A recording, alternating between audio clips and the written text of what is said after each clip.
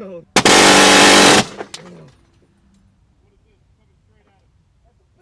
out of the way.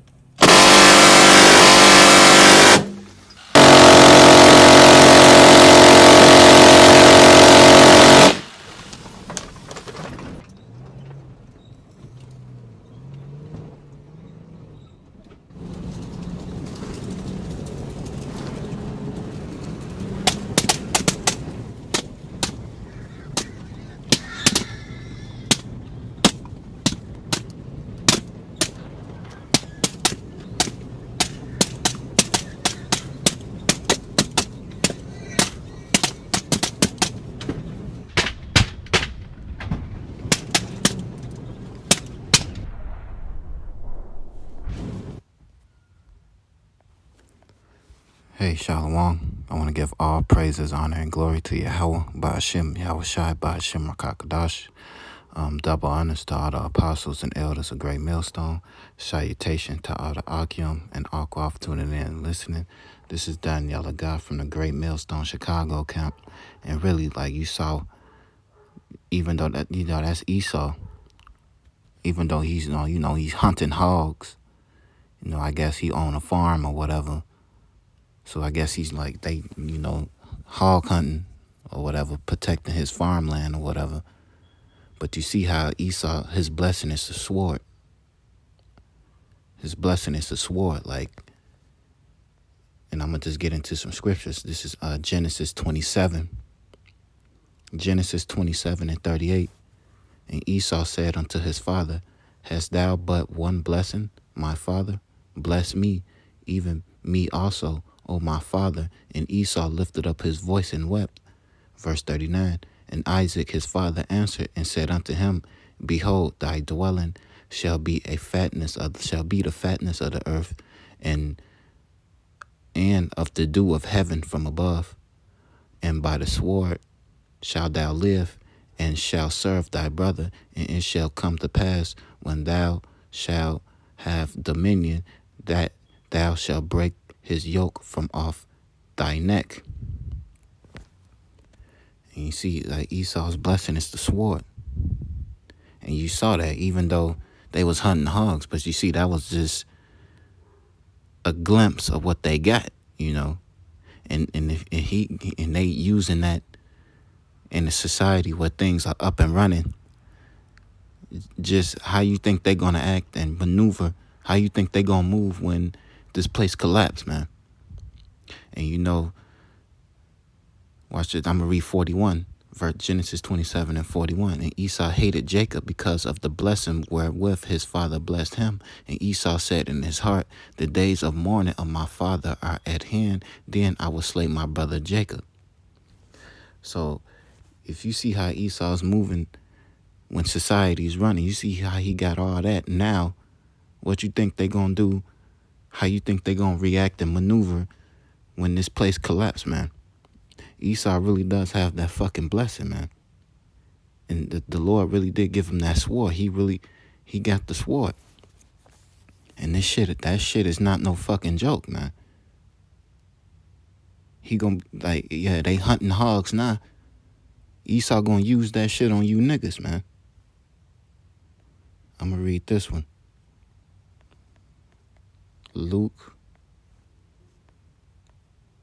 19, verse 44. For the first verse 43. For the day shall come upon thee that thy enemies shall cast a trench about thee and compass thee round and keep thee in on every side, and shall lay thee even with the ground, and thy children within thee, and they shall not leave in thee one stone upon another, because thou knowest not the time of thy visitation. So when this shit go down, a lot of you jakes are gonna fucking die, man. It says 2/3 are gonna be cut off and die, and a lot of you 2/3 are gonna die by the sword, man. Because y'all didn't know the time of thy visitation. Esau is going to come with that fucking sword, and the Lord is going to use him to put down a lot of you 2/3 niggas, man.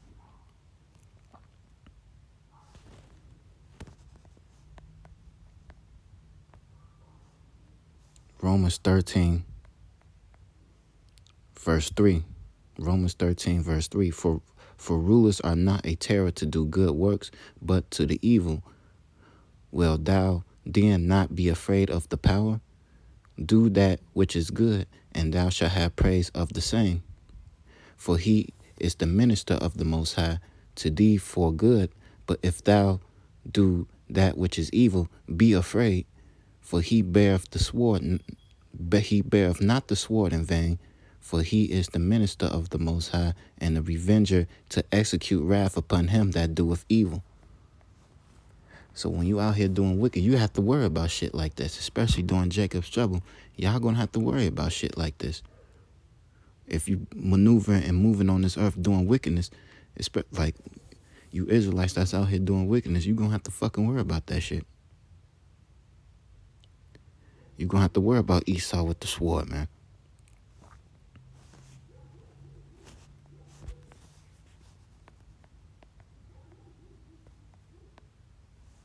It's Revelations chapter 6, verse 4.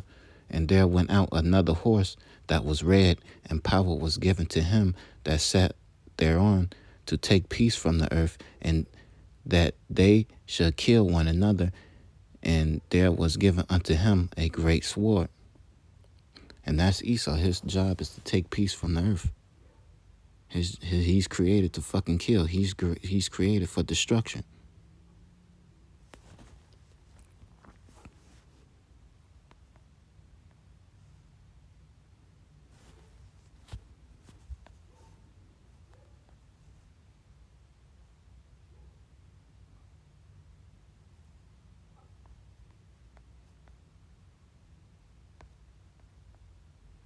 This is 2 Ezra chapter 15, verse 14.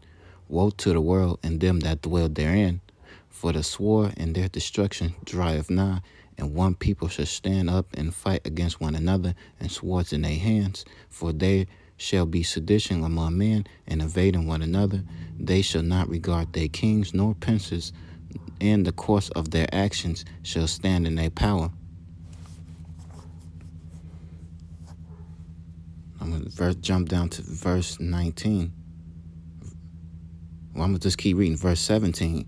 A man shall desire to go into a city and shall not be able. For because of their pride, the city shall be troubled, the houses shall be destroyed, and men shall be afraid. A man shall have no pity upon his neighbor, but shall destroy his houses with the sword and spoil their goods because of the lack of bread and for great tribulation. So that's what's coming to this place. And you see how Esau and them moving when this shit is just up and running. So like them and a whole lot of many more others they're gonna be moving like that. And they're gonna be slaughtering you fucking Jakes, man. You 2/3 are in fucking trouble, man. This is Sirach 9. Verse 13, Sirach 9 and 13.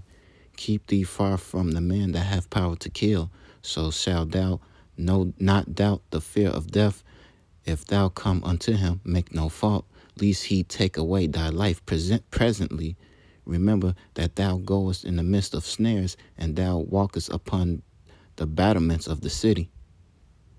So the Lord has given us instructions how to maneuver around these people, man. But you Jakes don't listen, man. And really, like, this shit, that's just a snippet of what Esau got going on. So this shit, Jacob's trouble gonna be a motherfucker.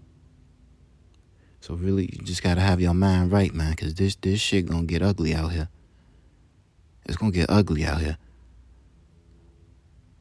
So I just want to give all praises, honor, and glory to Yahweh Ba'ashim Yahushua Shalom.